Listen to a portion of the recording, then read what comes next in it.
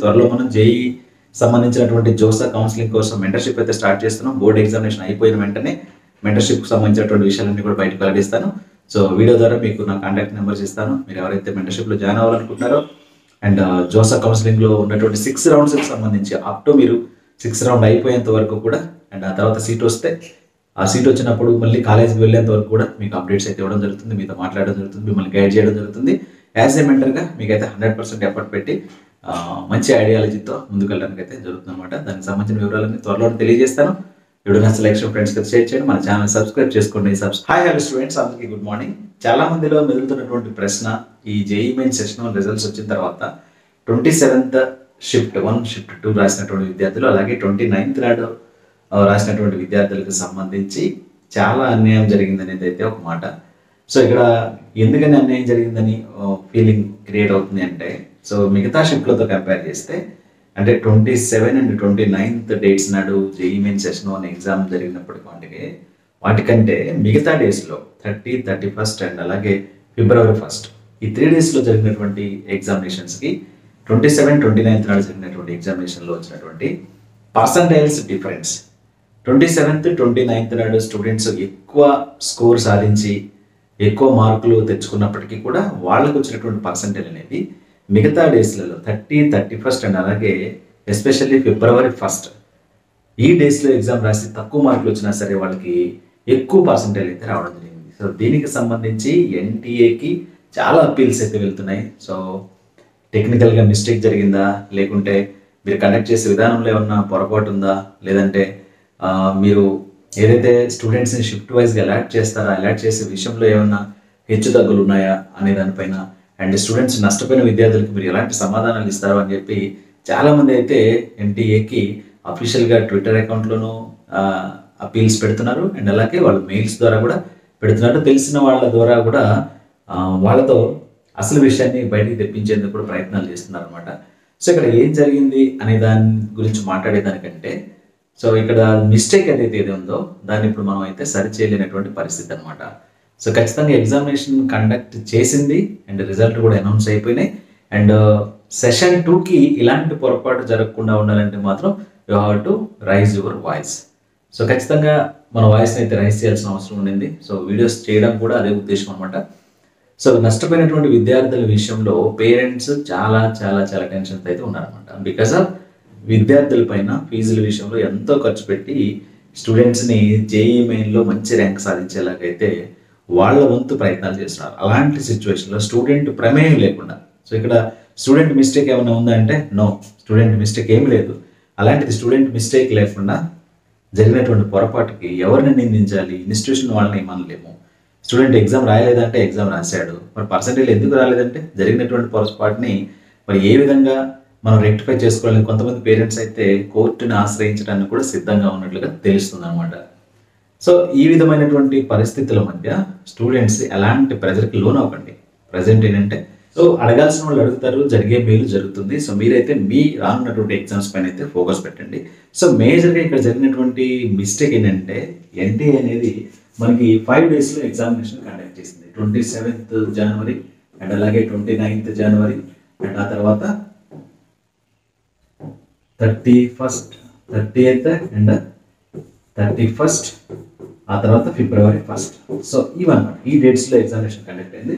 ఓవరాల్గా వచ్చేసి 10 షిఫ్ట్స్ అయితే ఎగ్జామ్ జరిగింది. 10 షిఫ్ట్స్. ఈ 10 షిఫ్ట్స్కి మనకి దాదాపు ఎంత 11.7 lakh ఇంతమంది స్టూడెంట్స్ అయితే అటెండ్ అయ్యారు.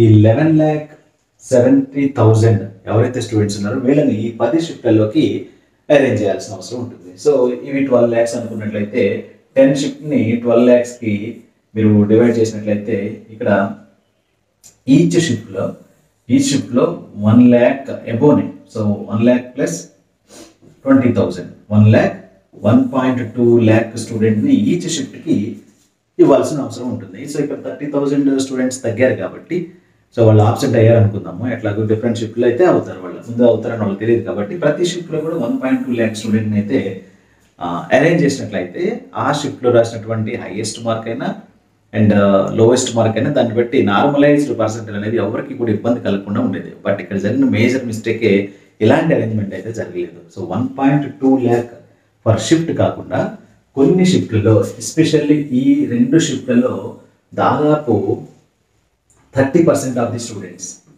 30% ఆఫ్ ది స్టూడెంట్స్ అంటే చూడండి ఒకసారి, మనకి 12 lakhsలో 30% ఆఫ్ ది స్టూడెంట్స్ అంటే 3,50,000 మంది, 3.5 lakh, నియర్లీ 3.5 lakh అబౌవ్. ఓకేనా? సో ఇంతమంది స్టూడెంట్స్ కంటే ఎక్కువ మంది ఈ 2 షిఫ్ట్లలోనే రాశారనమాట.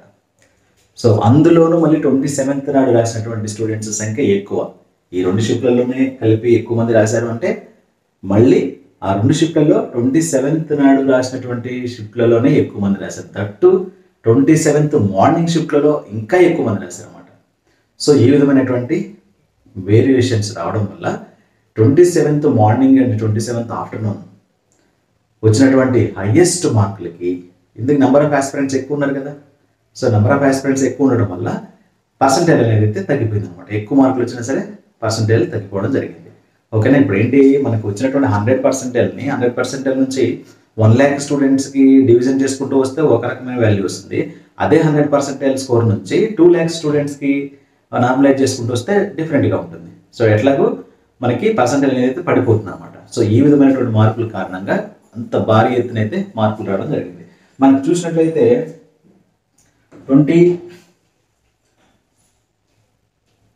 27th నాడు 27th షిఫ్ట్లో దాదాపు 250+ మార్క్స్ వస్తేనే 99% వచ్చింది, 99%. అదే 31st కానీ ఫిబ్రవరి 1st కానీ, సో ఫిబ్రవరి 1st వెళ్తే, సో ఫిబ్రవరి 1st నాడు అండ్ రిమైనింగ్ డేట్స్లలో దాదాపు 170+ మార్క్స్ కూడా, 170+ వస్తే కూడా 99% రావడం జరిగింది. సో చూడండి, ది వేరియేషన్ ఇక్కడ వచ్చేసి 170కి 250కి మధ్య దాదాపు 80 మార్కులు ఇది ఉజ్జాయింపుగా వేయడం జరిగింది అనమాట. 80 మార్కుల వరకు, సో 80 మార్కుల వరకు డిఫరెన్స్ ఉన్నా సరే సేమ్ పర్సంటేజ్ అయితే చేయడం జరిగింది. మరి ఇక్కడ వచ్చినటువంటి స్టూడెంట్స్ 250 స్కోర్ చేసిన స్టూడెంట్ 170 స్కోర్ చేసినటువంటి స్టూడెంట్తో పోల్చుకుంటే మరి ఫీల్ అయ్యేదానికి ఛాన్స్ ఉంది కదా. సో ఈ విధమైనటువంటి వేరియేషన్స్ అనమాట. మరి ఇక్కడ 250K 99 వస్తే మరి 240 స్టూడెంట్ ఇక్కడ 150 స్టూడెంట్ ఈక్వల్ అవుతాడు కదా. 240 మార్క్స్ ఎక్కడ, 150 మార్క్స్ ఎక్కడ చూడండి ఒకసారి. ఇక్కడేమో ఫర్ ఎగ్జాంపుల్ 240 మార్క్స్కి 98% వచ్చింది అనుకున్నాం, 150 మార్క్స్ కూడా 98% వస్తుంది కదా. వీళ్ళిద్దరు చూడండి, మరి ఇక్కడ కూడా వేరియేషన్.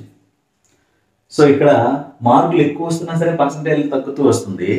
ఇక్కడ తక్కువ మార్కులు 150 మార్కులు అయితే 98%. అర్థమవుతుందా? ఈ విధమైనటువంటి వేరియేషన్స్ వచ్చాయన్నమాట. సో అందుకనే ఈ 27 అండ్ 29th షిఫ్ట్లలో రాసినటువంటి స్టూడెంట్స్కి న్యాయం జరగాలి అనేది చాలామంది లేవనెత్తుతున్నటువంటి వాయిస్ అనమాట. మరి దీనికి ఏంటి, ఎలా స్పందిస్తుంది, ఏం జరుగుతుంది అనేది అయితే మనం చెప్పలేము. ఓకేనా? యాజ్ ఏ స్టూడెంట్గా మీరు చేయాల్సింది, సో ఈ నార్మలైజేషన్ విషయంలో ఎన్టీఏకి అయితే ఒక నివేదిక అయితే డెఫినెట్గా వెళ్ళింది. సో వాళ్ళు దీని గురించి అయితే ఆలోచిస్తారు. సో మీరు దీని గురించి అయితే వరి అవ్వాల్సిన పని లేదు. రానున్న సెషన్స్లో, రానున్న సెషన్ 2లో ఇలాంటి పొరపాట్లు జరగకుండా డెఫినెట్గా వాళ్ళైతే చర్యలు తీసుకునేదానికి 100% ఛాన్సెస్ ఉన్నాయి. కాబట్టి మీరు ఇప్పుడు ఎవరైతే ఈ పర్సంటేజ్ డిఫరెన్సెస్ వల్ల నష్టపోయినారో వాళ్ళు మళ్ళీ కూడా సెషన్ 2కి అప్లై చేసుకోండి. ఇదే పర్ఫార్మెన్స్ సెషన్ 1లో ఏ విధమైనటువంటి పర్ఫార్మెన్స్ చేశారో అదే పర్ఫార్మెన్స్ని ఇంకా ట్యూన్ చేసుకొని కొంచెం బెటర్గా అయితే ట్రై చేయండి. డెఫినెట్గా మీకు కూడా మీరు ఎక్స్పెక్ట్ చేసినటువంటి మార్కులకి మీరు ఎక్స్పెక్ట్ చేసినటువంటి పర్సంటేజ్ అయితే వస్తుంది. సో ఇది పక్కాగా జరుగుతుంది అనమాట. ఓకేనా? ప్రజెంట్ బోర్డ్ ఎగ్జామినేషన్ జరుగుతున్నాయి కాబట్టి వాటిపైన దృష్టి పెట్టండి. పేరెంట్స్ కూడా స్టూడెంట్స్ పైన ఎలాంటి ప్రెజర్ తీసుకురాకండి. సో స్టూడెంట్స్ మిస్టేక్ అయితే అసలు ఏమీ లేదు. స్టూడెంట్స్ మీ పిల్లలు ఖచ్చితంగా మంచి కాన్ఫిడెన్స్ అయితే ఎగ్జామ్ రాశారు అండ్ దానికి తగ్గట్టు పర్సంటేజ్ వచ్చింది. No worry at all. Next session 2లో మాత్రం డెఫినెట్గా ఇదే పర్సంటేజ్ స్కోర్ చేయడం కోసం, అంటే ఇదే పర్ఫార్మెన్స్ని వాళ్ళు ఇవ్వడం కోసం మీరైతే ఎంకరేజ్ చేయండి.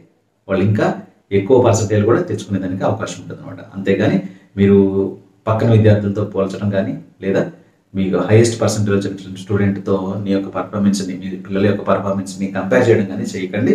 సో వాళ్ళకి ఇక మీ వల్ల జరిగిన మిస్టేక్ కాదు కాబట్టి ఖచ్చితంగా సెషన్ 2లో ఇలాంటి మిస్టేక్స్ జరగవు. ఎన్టీఏ కూడా రికవరీ చేసుకుంటుంటుంది అండ్ అది రెక్టిఫై చేసుకొని మళ్ళీ ముందుకు వస్తుంది. కాబట్టి మీరు ఇదే పర్ఫార్మెన్స్ని కొనసాగిస్తే డెఫినెట్గా సెకండ్ సెషన్లో మంచి మార్కులు వస్తారా బాబు అని చెప్పి వాళ్ళకి చెప్పండి.